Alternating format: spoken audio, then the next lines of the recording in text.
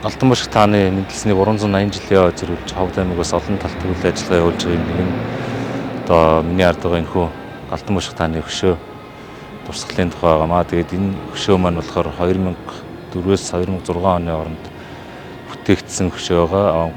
Уг хөшөөг Ховд аймгийн уугуул төрийн сойрхол уран баримлж ил гав юга урлан бүтээсэн байгаа. Тэгээд энэхүү хөшөө маань болохоор нийт 6 метрийн өндөртөө дөрвөн талдаа хагас релеф баримлалтай.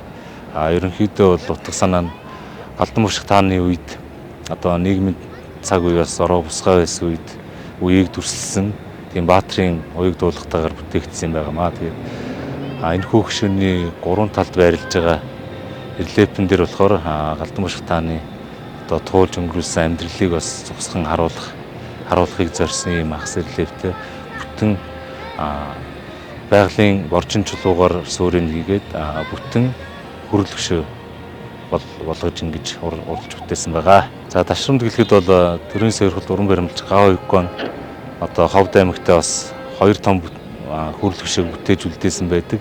Нэг нь бол Галдан бошиг тааны хөшөө, дараагийнх нь бол хан Алдаанд дуулсан том цогцлбор хөшөө байгаа.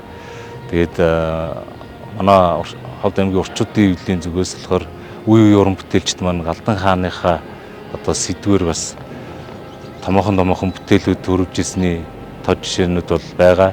1980-ад оны үед бол Ховд аймгийн алдарч зураач Мишхийн зурсан Галдан бошиг хааны хөрөг бол одоо өнөөдөр монголчуудыг Галдан хааны тухай төсөөлөл тэр Мишхайн хөргөөр одоо хүн болгонд буудаг ийм сайхан бүтээл бас мөнхрөөд үлдсэн. Дараагийн нэг одоо сайхан уран бүтээл маань бол миний ард байгаа энэхүү Галдан бошиг тааны хөшөө байгаа.